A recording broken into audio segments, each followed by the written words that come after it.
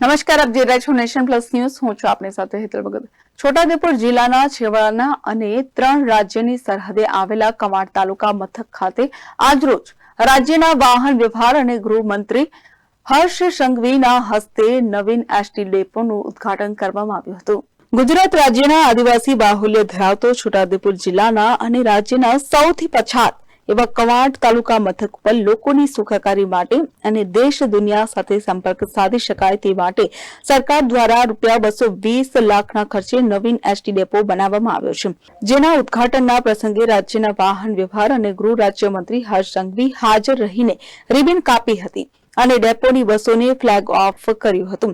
આ કાર્યક્રમમાં મંત્રીની સાથે ઉપસ્થિત સાંસદ ગીતાબેન રાઠવા, ધારાસભ્ય જયંતિભાઈ રાઠવા, અભયસિંહ તડવી, રાજેન્દ્રસિંહ રાઠવા, જિલ્લા કલેક્ટર સ્તુતિ ચારણ, જિલ્લા વિકાસ અધિકારી ગંગાસિંહ, પ્રયોજના વહીવટદાર IS સચિન કુમાર, જિલ્લા ભાજપ પ્રમુખ ઉપેન્દ્રભાઈ રાઠવા, જિલ્લા પંચાયતના પ્રમુખ મલકાબેન પટેલ, વડોદરા રેન્જના રેન્જ આઈજી સંદીપસિંહ, જિલ્લા પોલીસ અધિક્ષક ઇમ્તિયાઝ શેખ સહિત એસટી ડેપોના અધિકારીઓ, કર્મચારીઓ સહિત મોટી સંખ્યામાં કવાંટ સહિત આસપાસના લોકો ઉપસ્થિત રહ્યા હતા.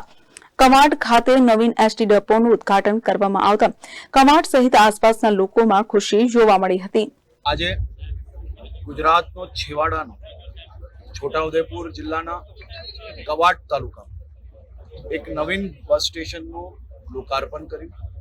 જે બસ સ્ટેશનમાં દરરોજ 110 જેટલી બસો અપડાઉન થશે, 16 જેટલી એક્સપ્રેસ બસો અપડાઉન થશે. આ તાલુકો એ મહારાષ્ટ્રથી 11-12 કિલોમીટર અને મધ્યપ્રદેશથી એટલો જ નજીક પડે છે. આ તાલુકો ગુજરાતનો આ બેઉ રાજ્યથી જોડતો પહેલો તાલુકો છે.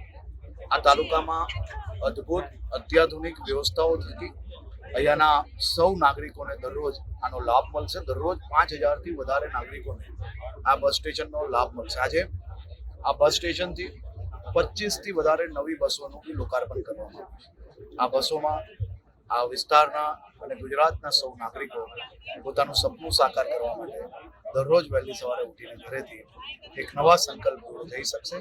સૌ નાગરિકોને એક સૂચન બી કર્યું છે ને વિનંતી બી કરી છે કે આ અત્યાધુનિક નવી બસો બસ સ્ટેશનને આ જ પ્રકારે સ્વચ્છ રાખવામાં મદદગાર થાય.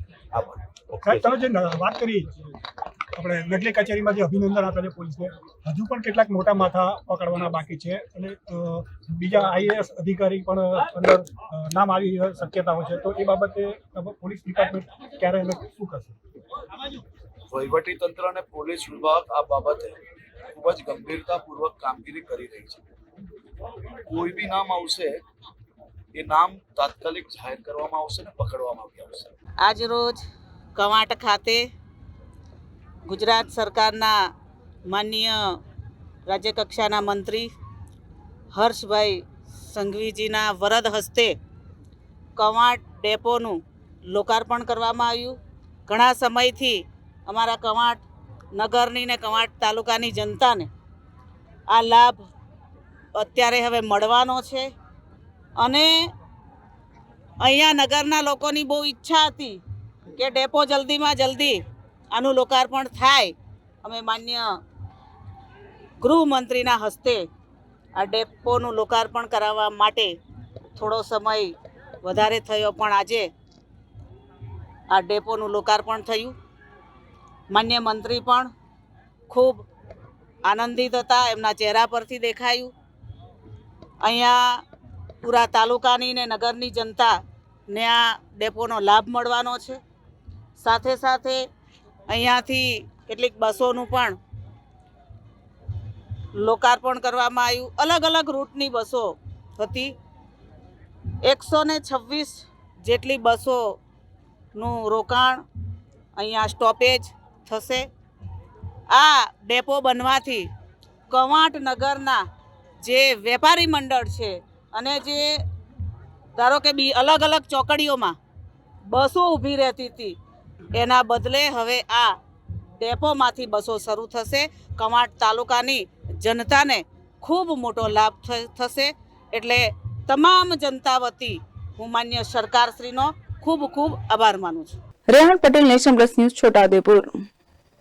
સમાચારોનો સતત અપડેટ મેળવવા માટે અમારી નેશન પ્લસ ન્યૂઝની યુટ્યુબ ચેનલને સબસ્ક્રાઇબ કરો, બેલ આઇકન દબાવો અને ફોલો કરો ફેસબુક, ઇન્સ્ટાગ્રામ અને ટ્વિટર પર.